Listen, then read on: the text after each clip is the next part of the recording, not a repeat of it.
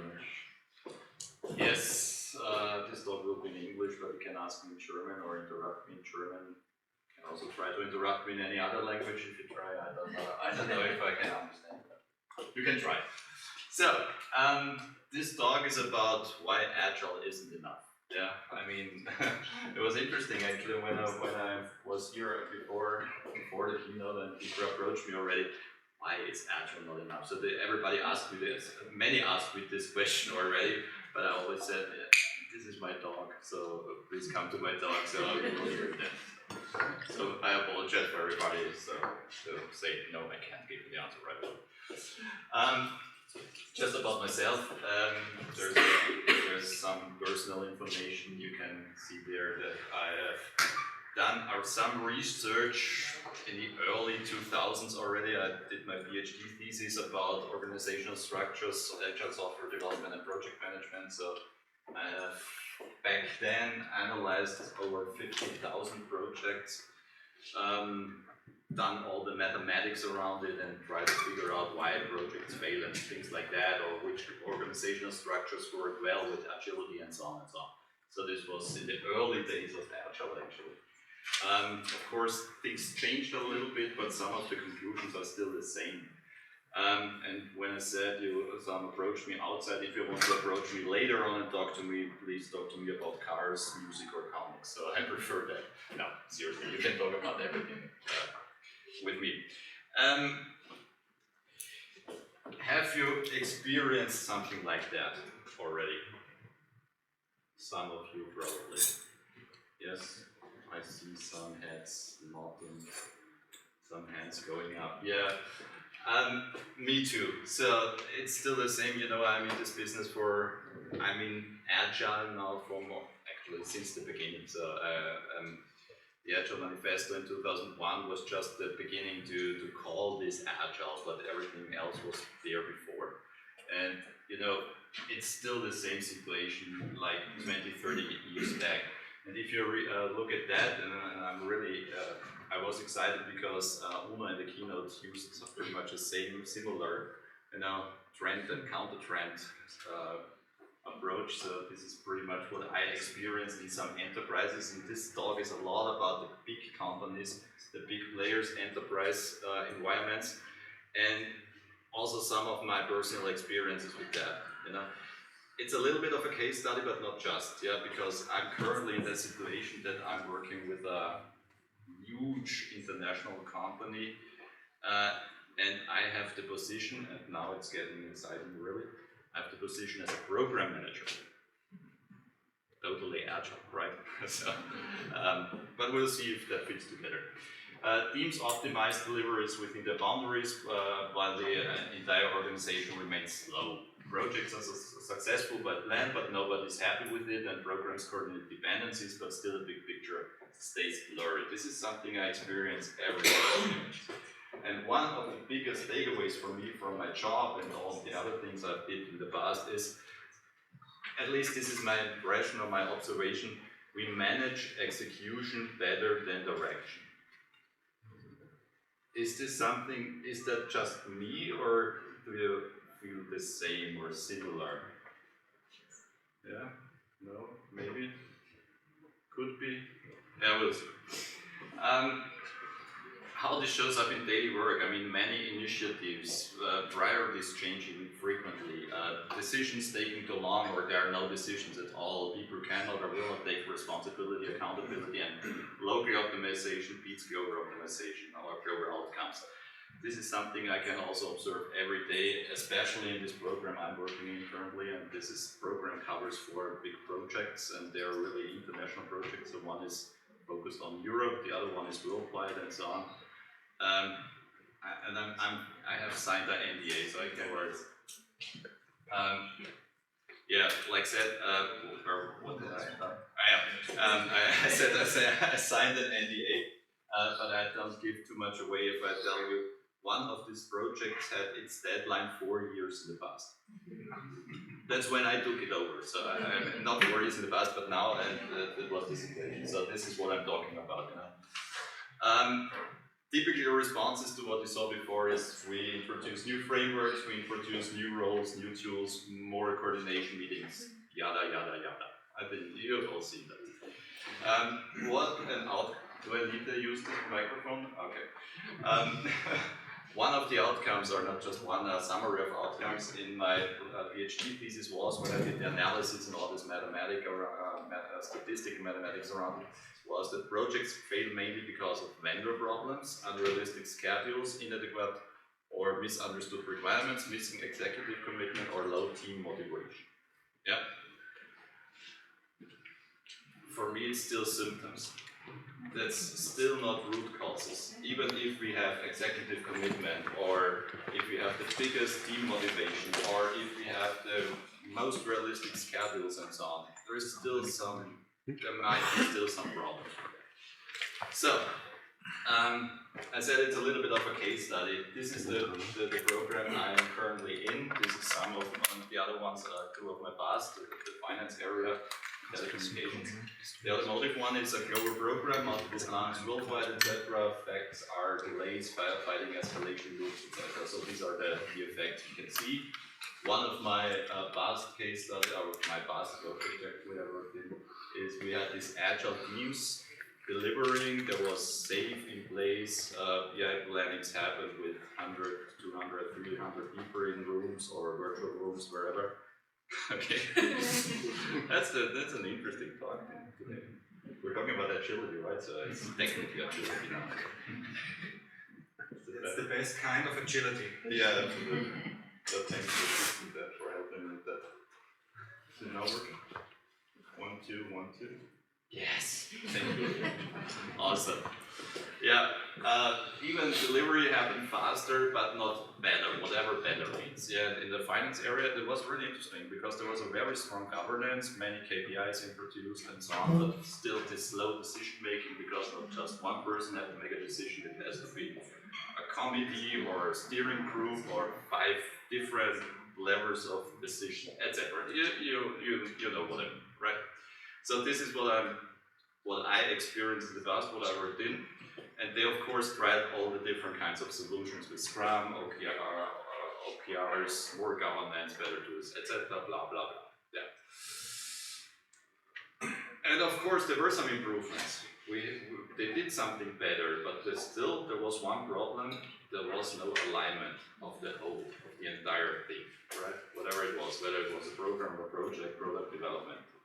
Didn't matter. It was always the same situation. No alignment of the whole. And one thing which I want to squeeze in here is, if we're talking about methods, frameworks, etc., no single method or framework covers everything. I have not experienced that. I've seen frameworks, and SAFe is one of the examples that tries to cover everything, but still it's not true. It's not they are focusing on something. They have been optimized for something, yeah? Created for something. So that means they are not covering everything. What really works is if you blend practices with the same orientation. Yeah? Whatever that means, I come to that later. Yeah? I just wanted to squeeze that in here. So this is like a little bit of a cliffhanger now. If you look at the framework, Scrum, of course, quickly summarized. It's iterative delivery, the transparency, team autonomy, but they do not define enterprise code systems, vendor governance, etc.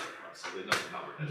If you go to traditional project management, for example, they are providing good approaches for risk management, procurement, controlling, etc., but the lack of adaptability. What it will say, some words we shouldn't use. Learning loops and so on. Yeah. So, but we all want to know how to fix that, right? So these are the problems, which is great. And I had also on my LinkedIn profile, I'm an Agile coach, and coaching is about telling people what does not work and telling them you need to fix them and give them hints, but not telling them how to fix it, right? So that's coaching. Agile coaching. Sorry, not coaching, Agile coaching. No, okay, I'm a little bit nasty with that, sorry. Let's do it the cooking show style. So let's switch the whole talk into a cooking show style. Ever seen a cooking show? Yeah. I've prepared Okay. If we want to create a meal, a dish, what do we need? Of course, we need first the situation. Actually, our situation, it may taste a little bit confusing, heavy, slightly burned, so it doesn't taste good. And to fix that and to redo it in a better way, we need ingredients, some kind of recipe. Oh, recipes in the Agile world. Go away. No, seriously, we need a recipe and a little bit of experience with the art of cooking. So that's what we are trying to do now, what I'm going to do with you. Let's take the first ingredient, which should fix something, like these diffuse priorities, endless discussions, and local optimizations. We take the ingredient of a goal. We're creating goals now. I'm not talking about OKRs or something like that. I'm talking about pure goals, right? Could be a very interesting ingredient for our situation. So, where do we get all the theory from? Of course, to everything there are models and stuff and theory behind that. Where I take the theory from is the goal setting theory from Locke and Latin. Ever heard about that before? Anybody? It's a part of organizational psychology. It's research that started in the 60s, late 60s, but it's still ongoing. So it's always evolving and improving and so on. So this is the theory where it comes from when we talk about goals. And you see they have created 5 validated mechanisms that goals should give a direction. Goals can increase intensity of action. Persistence is very important, strategy is very important, and learning is very important. Agile learning, okay, there seems to be some match, right? I'm not teaching now goal setting theory and also not teaching the theory behind the other ingredients. I'm just telling you these are the ingredients we are going to use. Second ingredient, outcome milestones. So milestones is a very traditional term once again, traditional project management and stuff, right?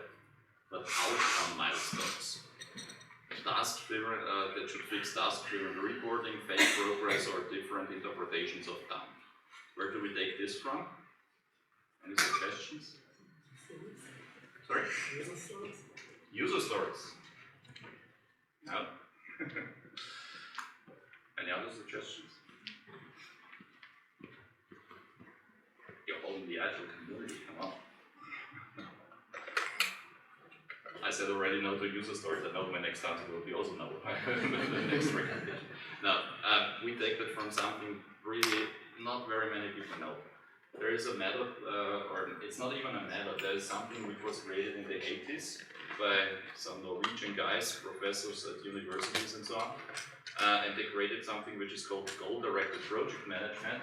And the interesting part of that is they say we always, if we do a project, we always need to look at the people, the system, and the organization. So every project is a transformation effort. Every project is transforming something. This was the rationale or the motivation to create that, right? So they approached it differently to traditional project management. Even in the 80s, when BMI and all these kind of things got stronger and stronger, these institutions, they came already up with something which I would call nowadays totally agile. Yeah. Not Scrum, not Kanban, this kind of thing. Yeah.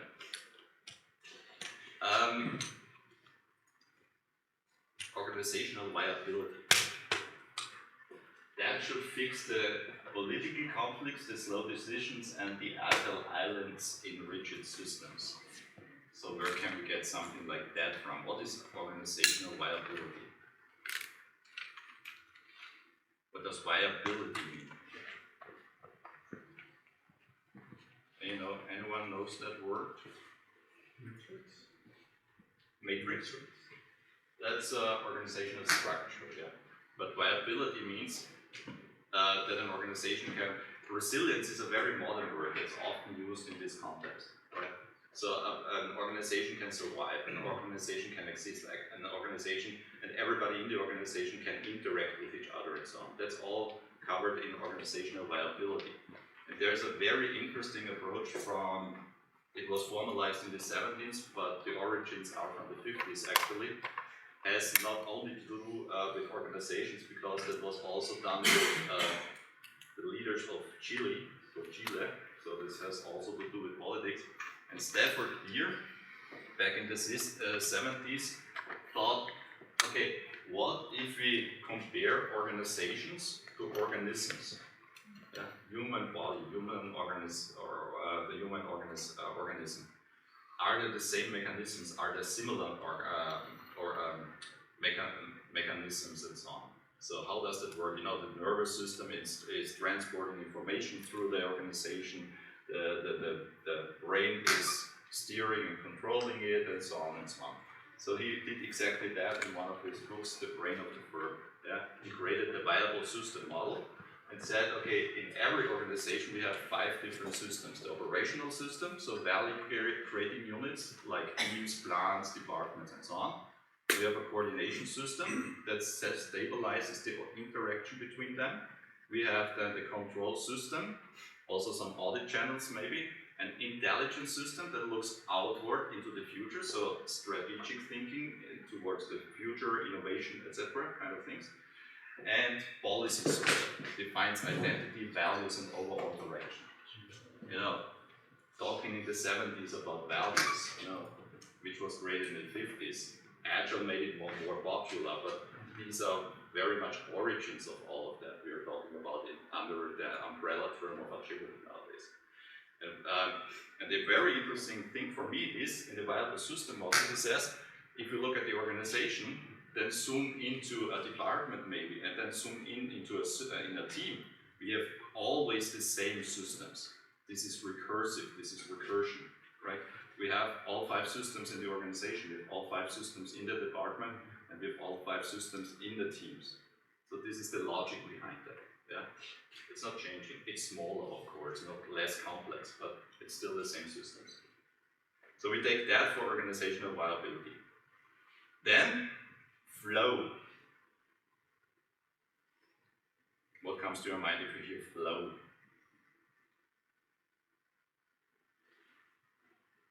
If it's silent, I must assume nothing. JIPP.IT. The psychologist JIPP.IT. Say it older. Oh, that's a Hungarian name. JIPP.IT.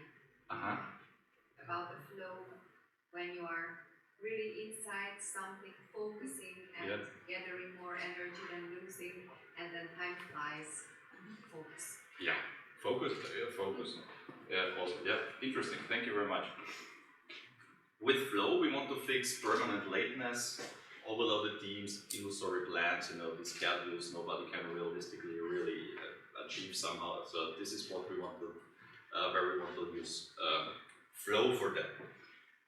The origin where we get it from is probably this one. Theory of constraints and critical chain project management. Have you heard about that? Yeah, there's a very interesting book out there from Mr. Goldrat, which is called The Goal. Coincidentally, there's a connection to Ghost, I don't know why. But yes, this is where we take this from. Theory of constraints, briefly summarized, means his theory is that in every system, in every organization, there's one constraint, and if you get rid of that or fix that problem, you fix 90% of the rest. So this one is the biggest lever, so it makes the huge difference. You don't need to fix 20, 50, 100. If you find this particular one problem, or this constraint, then you can fix the effect is huge, right? So this is very briefly summarized. That's not the whole message about that, of course, but very briefly summarized, this is an idea behind that. And in critical chain project management, he created this kind of project management method around that. Yeah? Going away from critical path thinking, if you heard about that, or burst diagrams and so on, all these kind of things, more to a critical chain, where you also have the capacity as a parameter of the deeper in there and so on. And critical change is the connection of all. Not just the critical path anymore, or the happy path, but the critical chain. Yeah? And so it's really interesting. So The Goal I can really recommend to read it, even if you're pure agilist. That makes sense to read. So, and the one everybody was waiting for, because we had the Agile Austria conference, empirical learning. Yes. feedback loops, fast, short feedback loops, regular inspection of outcomes, and so on and so on. So where do we take this from? This one from, this ingredient?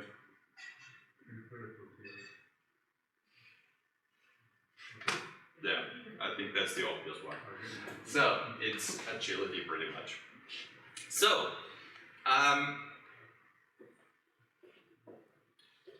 actually, let's do a quick thinking experiment. Empirical learning, if we look at, let's go back to this one. These are the obvious ones. We are talking about product development so much. If we are talking about Scrum and so on, they were designed for product development. For nothing else, yeah? Scrum was only for product development, not for service and operations and maintenance and stuff, no. But there are other approaches that work really well in service and operations, and also in retail and customer-facing organizations. Of course, you can use this agile thinking and agile mindset for something. So empirical learning and the quick thinking experiments I wanted to do with you together is, if you look at a supermarket chain, I mean, of course, they won't apply Scrum. They won't use Scrum for that. I mean, look at the time. No, I don't have the time. How much time do I have left? 20 minutes. 20 minutes, okay, so very good. If you look at that, there is still something that could be done the empirical learning way, like short feedback loops on sales, waste, stock outs, experiments with pricing, layouts, promotions, and so on and so on. So even this agile thinking and this empirical learning, if we take this from agile, works also in other industries and in other situations than product development. We can still use that for that. Yeah. So let's move on, because of course if you want to have a meal, it's nice to have the ingredients, the separate ingredients, but nobody is going to use, you know, flour and sugar and water and eggs separately and put it in the mouth and then say, oh, great taste. No, we need to bring that together. We need to cook that somehow. Yeah. I want to show you this, and this is an idea how we can define layers in an organization, so the enterprise operating stack. It's not quite working well for small startups with 5 people, so that's a different situation, but I'm really talking about enterprise operating, of these layers for enterprises. So, we have 5 different layers here. The first one is the operating logic. And these are the rules by which goals are defined, evaluated, and conflicts are resolved. Yeah? So, briefly. Then we have the organizational system design. This is when we create organizational structures and so on. Then we have the coordination and steering area. This is where coordination, steering, scheduling, prioritization across initiatives and so on happens. Yeah, for example, when we introduce the project management methods or the scaling frameworks and stuff like that. Then we have day-to-day delivery, so this is where we can find Scrum, Kanban, and so on. And then we have, of course, have tools and practices such as user stories. So that would be this layer here in my understanding. Of course, you can challenge me if you want to. So, let's compare that. Just to do a quick check if that makes sense somehow. Let's compare it to an operating system metaphor on a computer, because they have similar stacks and similar layers. There's the operating logic, which sits, for example, in Windows, Linux, Mac OS, and so on, where we have all the scheduling rules, the priority queues, preemption, and stuff like that. Yeah. Then we have the organizational system design. That's the architecture above that. We have coordination and steering. That's where aligning and synchronizing happens. So process orchestration, runtime coordination, ways of working. That's where here we can find the application pretty much. And tools and practices is UI components and everything above that to visualize it and so on and so on. The apps sit on a computer on layer 3 and 4. But we have here the logic and the rules that these apps can operate, that they can work, that they can interact between each other and so on. The logic is here, and they use the logic underneath it. Does that help to understand what I meant before with the organizational layers in an organization, or not yet? Okay. Yeah, to make it a little bit more tangible as well. where does Windows and Linux, for example, live? That's the kernel, the operating system layer. So nobody would say Windows is partially an application, partially a driver, partially a UI and so on. So it's really the logic underneath all of that. What we need to understand is all of these are different layers, of course, but the effects, if you start with layer 1 where all the rules and so are defined, the effects span all the other layers. Yeah? That's the basis, the foundation for everything pretty much. One common mistake I see in many organizations, and that's one of the biggest problems, and now we are getting to the point where I say Agile alone is not enough, right? You're still interested in the reason? Okay. Of course, there is this problem that we heard so often, or at least I heard it often in advertising, marketing, sales speeches. Scrum, Kanban, less safe, they solve the problem. They solve our problems and fix everything. Yeah? But we're talking about layer 3 and 4 in my model, in my mental model here, in this stack. Of course, we need to select the right framework for the situation we're in. If you're in product development, Scrum makes sense, no doubt about that, right? But if you're in a different situation, Scrum probably makes no sense at all. Yeah. On layer, layer 4. Also on layer 3, if you're talking about scaling large enterprises, large organizations, of course we need to come up with this kind of complexity controlling that many Scrum teams can interact and stuff like that. Yeah. However, the problem is, if there is really a problem in the organization, we need to address layer 1 and 2 first and see what fits or what kind of application, what kind of layer 3 and 4 things to work in our situation for our initiatives, for our environment and so on. That's the mismatch I see so often. We try to fix problems which are sitting in layer 1 and 2 with layer 3 and 4 solutions. It's not going to work, right? So that problem is really, even the best app does not make a slow machine fast. That's not going to work. We need to fix the machine first. Yeah?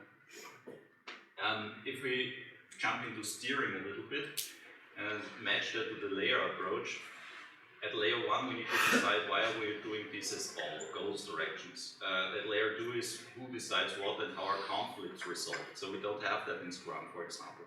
There's nothing saying about how to resolve a conflict. It says, as a product owner, organizing the work and saying that's the highest priority. But what if from the outset there is a conflict? Of course, implicitly the product owner should solve that. But how? That's not mentioned there, right? Layer 4, how do teams organize? Layer 5, steering is how do we make work visible and measurable. That's where KPIs and all these kind of things we also already mentioned come into play. So, what also an interesting approach is that many organizations try to install virtual machines, right? We have this 10 minutes only. But I get 5 more because there was a technical problem. Okay. So, with virtual machines, I mean, we have this huge organization, command and control and hierarchy oriented and so on, and then we have a Scrum team. Yeah. We separate the Scrum team from the rest of our organization. That's like, creating a special, separate other operating system within the operating system. Does that make sense? Who says yes? Some say yes. Who says no? Partially. Yeah, the favorite sentence. It depends. Yeah, definitely. It depends, of course. Well, yes and no. It makes sense in my understanding when specific initiative needs a different operating logic. Then we can isolate that within the organization. And then it makes sense. When the teams need different processes, decision rules, and permission schemes and stuff like that. So temporary solutions. Yeah, for temporary problems, or if you want to fix something very specific, then it can make sense. If we really want to have the whole organization to work differently, then obviously it doesn't make any sense at all, because this one virtual Scrum team, this virtual machine in there, doesn't change the entire organization. It can be an inspiration to change the organization, yes, but it's not automatically happening. So that's why I said yes and no.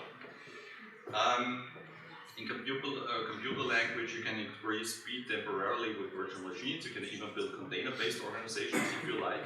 But then, of course, you also need to adjust the operating logic for that first.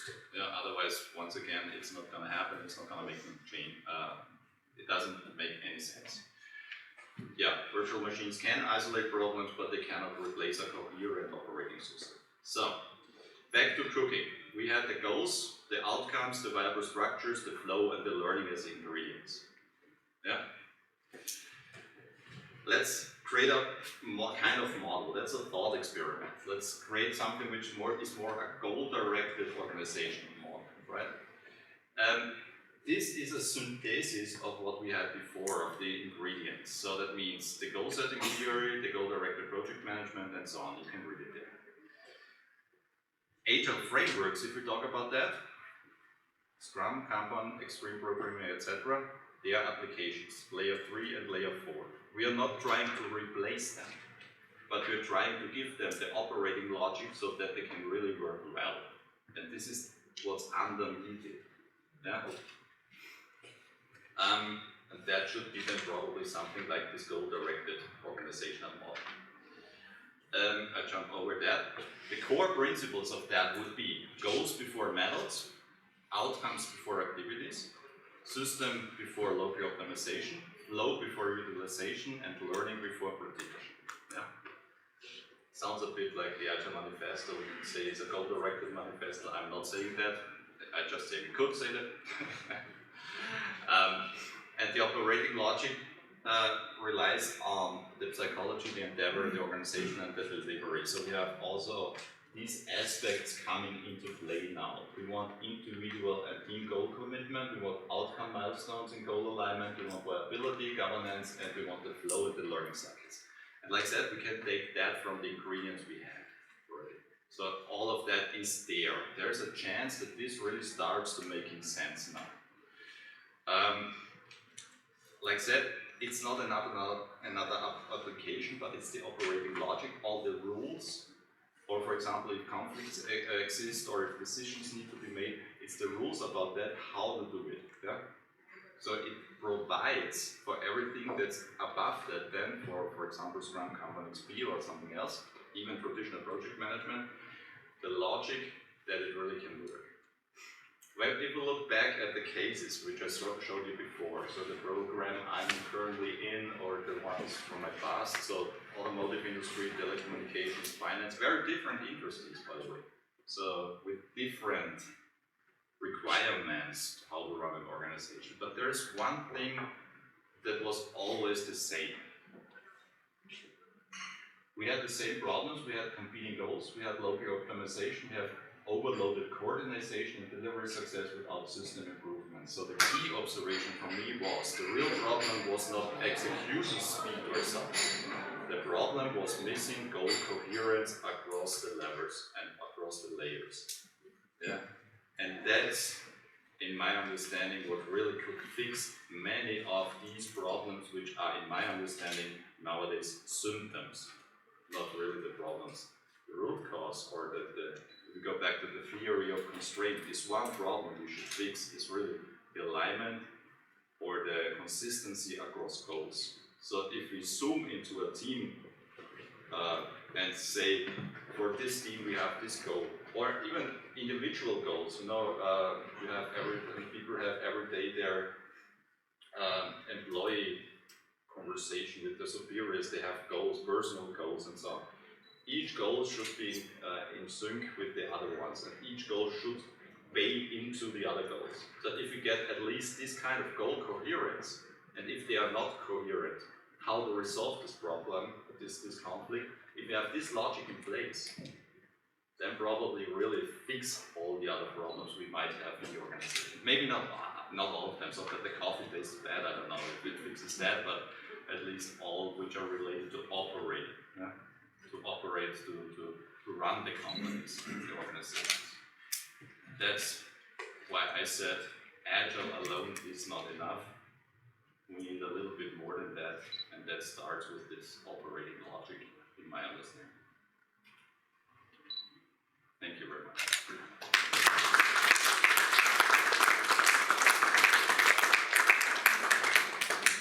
Where's my timekeeper? Yes, we still have time for some questions. Okay. Maybe one for free. For Nami.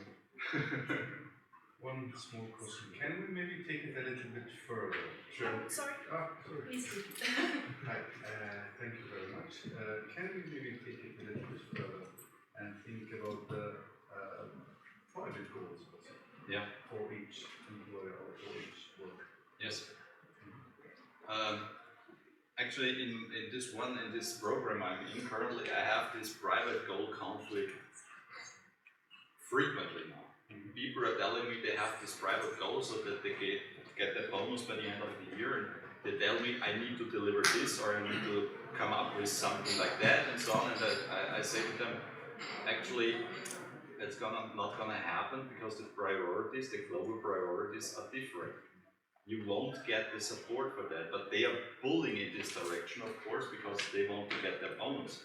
But pulling in this direction is the opposite direction of the global goals, and I have this really almost every day at the moment. So what I'm really trying to fix there is to get this coherence in this goal setting kind of thing. And if people tell me, but if I cannot achieve that, I'm not getting my bonus, I'm saying, come to me, I write you a letter, I talk to your boss that we can change your goals, so that's really starting to make sense and that all the goals fit together. That's what I'm trying to put there at the moment. Which is a lot of effort. Painful.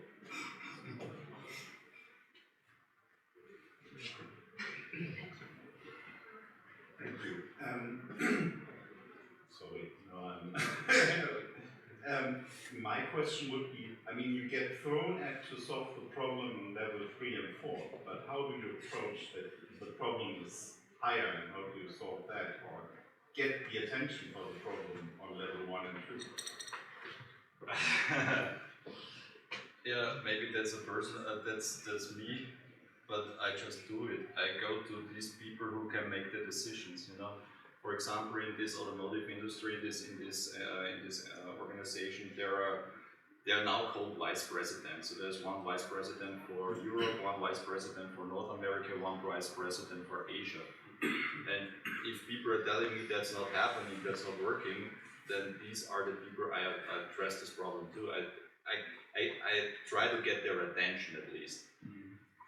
Their understanding that we need to change something because they have goals. They need, they need to survive. They need to make money. Of course, that's not in this economy currently. But and if, for example, personal goals or more local optimization, if they come up with initiatives and so much work which has nothing to do with these global goals and so on, then that's exactly where I go to.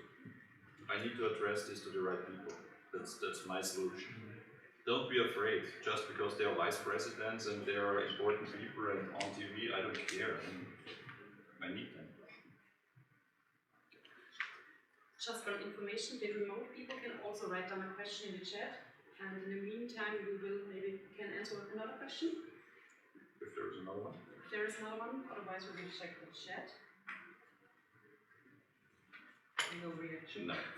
Okay, just one information for you guys. You can download of course, there's a newsletter, so that's the most important information.